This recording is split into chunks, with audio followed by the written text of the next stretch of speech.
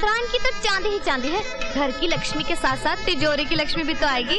आए ना आए, हमें इससे कोई मतलब नहीं। दहेज के हम अगर इतने ही लालची होते तो मुंह खोल के ना मांग लेते। निरंजन के बापू ने तो साफ साफ कह दिया, इच्छा हो तो ही दीजिए, वरना ऐसा कोई जरूरी नहीं है। हमें तो बस बहुरानी चाहिए। सुनिए सुनिए जी, दहेज कैसा मिला? ठीक है।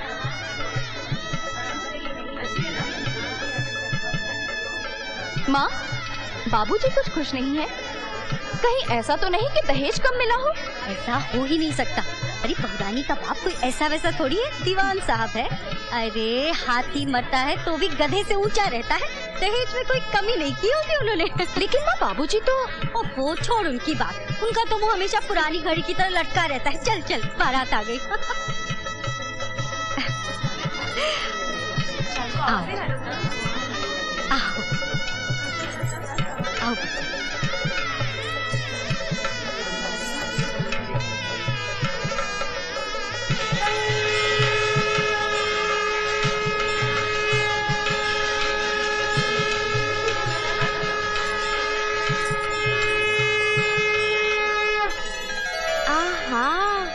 चौधराइन, अब अगर लाइट भी चली गई ना तो तुम्हार घर में कभी अंधेरा ना ही होगा। हाँ, फाल्गुनी एकदम ठीक कहती है। बस अब कहीं और किसी की नजर न लग जाए। चलो बहुरानी अंदर चलो। अरे रे रे, ऐसे कैसे जाएगी? पहले द्वार छिकाई देनी पड़ेगी। अरे बहुरानी, ये तुम्हारी बड़ी ननद है, 2-4 आने दे दो। 2-4 आने? मैं क्या भिखारन दिखती हूँ? ओहो, बाद में दे देगी, अभी तो जाने दे।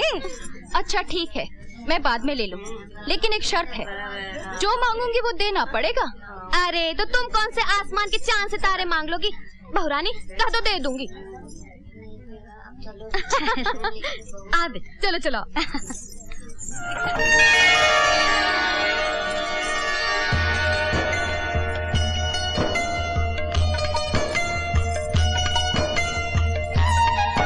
का बहू मैं के जात हो? बहुत सुंदर लग रही। चलो जल्दी चलो। पल्लू ठीक करो, आराम से चलो बहुरानी। हाँ, संभल के, जल्दी वापस आ जाना। हाँ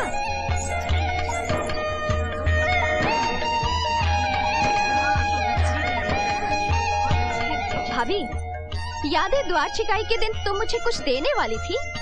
हाँ, लेकिन आपने कहा था कि बाद में मांग लूंगी, मगर आपने तो कुछ मांगा ही नहीं।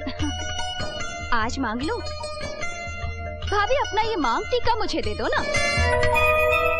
इसके अलावा कुछ और मांग लीजिए। ये मेरी माँ की आखिरी निशानी है जो मेरे पास बची है। देना है तो यही दो, वरना कुछ नहीं लूंगी। अरे क्या कहती हो कल्पिता? ये उसकी माँ की निशानी है। अरे निशानी है तो क्या हुआ? क्या ये इसे खा जाएगी? बहू का जब जी करेगा पहनने का, ये उसे वापस दे देगी।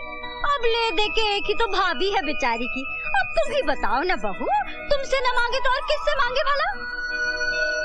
ठीक है, वापस आकर दे दूंगी। अरे तुम्हारे यहाँ आने तक कौन सी यहाँ बैठी रहेगी? आखिर ये भी तो ससुराल जाएगी। 10 बार तो खबर आ चुकी है कि जल्दी आ जाओ, और हम है कि भाभी के मोह में पड़े हुए हैं, लेकिन इन्हें तो हमारी चिंता ही नहीं है।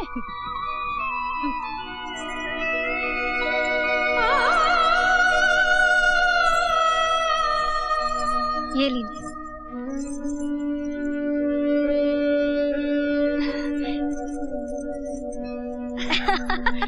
देखा कितनी खुश हो गई बेचारी। माँ, कैसी लग रही हूँ मैं? अरे वाह, क्या जच रहा है इस पर। बुरा मत मानना बहू, चाहे जितना भी रोको, सही चीज सही जगह पर पहुँच ही जाती है। चल।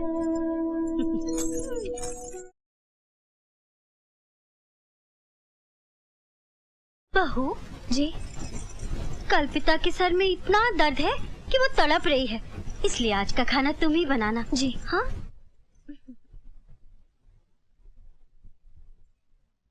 सुना तुमने? तुम्हारे बेटे ने बाल्टी को कुएं में लटका कर देख लिया, चुल्लू भर पानी नहीं निकला जिसमें तुम डूब कर मर सको। हर बात घूम फिर के मुझ पर ही क्यों आ जाती है? क्योंकि तुम्हें शौक चल रहा था ना दीवान साहब का समधी बनने का, है? अरे सुन रहे हो कि बहरे हो गए हो? अरे हो सकता है बहू कुछ शुभ समाचार लाई हो। शुभ समाचार लाती ना तो निरंजन उसके कमरे से गुस्से से बाहर नहीं निकलता। अब तो मुझे कोई और रास्ता नजर नहीं आता। तुम ना बहुत जल्दी ठंडे पड़ जाते हो। वो कैसे? अरे तुम्हारी अंगूठी कहाँ गई? उसका पत्थर सूट नहीं कर रहा था, इसलिए उसमें दूसरा पत्थर लगाने को दिया है। बहू भी सूट नहीं कर रही है, उसका क्या करे? बहू और पत्थर में बहुत फर्क है।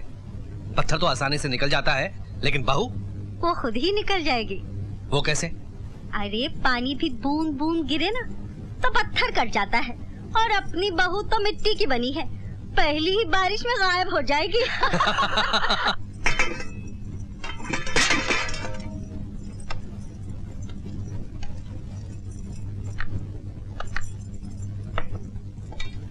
बिल्लू भैया आया बहुरानी। बड़ा दुख देना नथनिया ने। आप बोलिए। टेबल पर खाना लगा दीजिए, मैं हाथ मुंह धोकर आती हूँ। अच्छा। उई।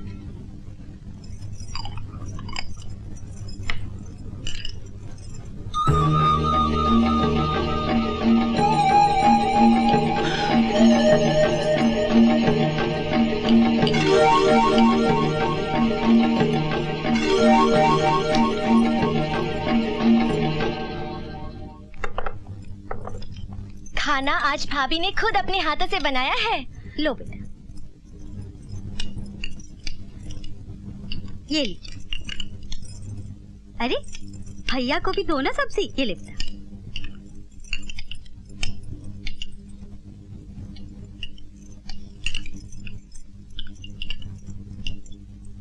ये लो बेटा। अरे रे, इसमें नमक कितना ज्यादा हो गया। हाँ? थू! अरे बहू, तुम्हारा बस चले तो हमें जहर चटा दो।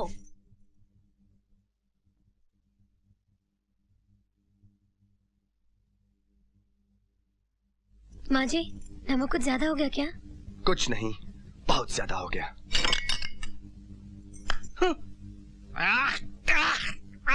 पानी दे छोटी, पानी दे जल्दी।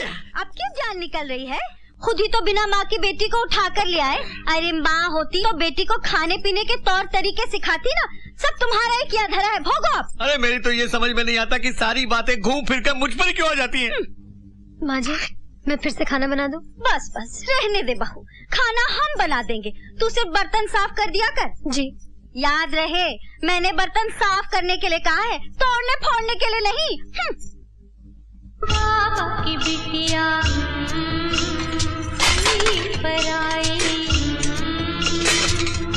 झर झर बहती है असवन धार, काहे को रोए बाबुल मोरे, छोड़ चली मैं अपना दुलार।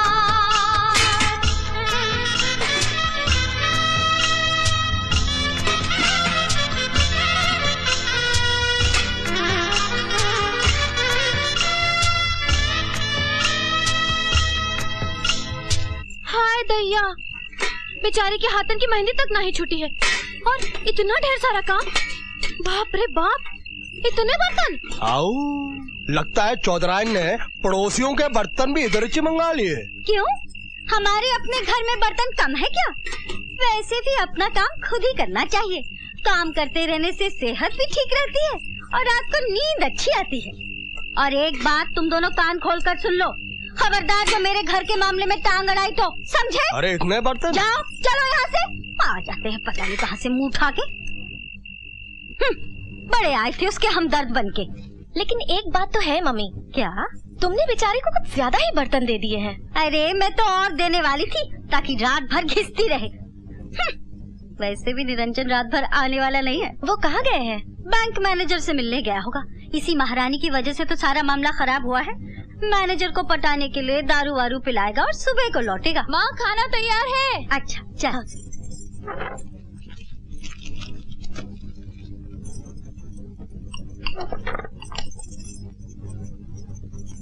माँ, उसे मत खाना, वो कल का है और बिल्ली ने भी उसे झूठा कर दिया है। हाँ? अरे तो क्या इसे फेंकेगी? इन्हें बुरा लग रहा है ना, तो डाल दे इनकी थाली में। घूम फिर कर सारी बातें मुझ पर ही क्यों आ जाती है? अरे मेरे कहने का मतलब ये था, इसे बहू तो खा सकती है कि नहीं? हाँ हाँ, वो क्यों नहीं खा सकती, वो तो है ही जूठन खाने लायक। हाँ, उसके लिए रख दे, बिल्ली का जूठा खाएगी तो बिल्ली की तरह बेवफा हो जाएगी, तब ये घर भी जल्दी से छोड़ देगी।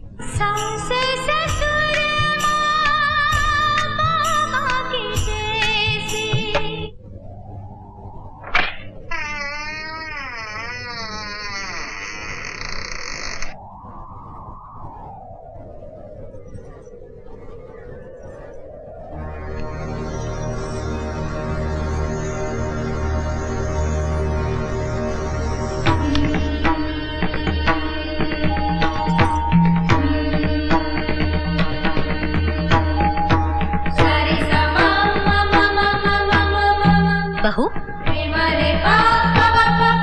क्या बात है? माँ जी, मैं आप लोगों से कुछ कहने आई हूँ। कहो। मुझे मालूम है कि मैं जितना सहूंगी आप उतना ही ज्यादा जुल्म करती जाएंगी, फिर भी मैं आपका हर जुल्म सहती जाऊंगी।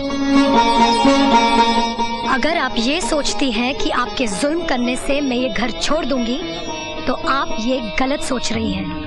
एक बात याद रखिए, मैं इस घर में कोई शोभा की चीज नहीं जो बाहर निकालकर फेंक दी जाए। मैं इस घर की दीवार या छत भी नहीं जो तोड़कर नई बना ली जाए। माँ जी, मैं तो इस घर का आंगन हूँ जो इस घर से कभी अलग नहीं की जा सकती।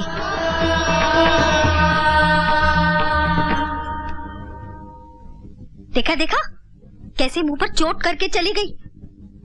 सब तुम्हारी वजह से हुआ है। मेरी ये समझ में नहीं आता कि हर बात घूम फिर कर मुझ पर ही क्यों आ जाती है। सबसे पहले तुम ही गए थे ना उसे देखने और आकर बोले साक्षात सरस्वती है। अभी का रूप देखा, दुर्गा लग रही थी। अब तो इसे निरंजन से ही ठीक कराना होगा।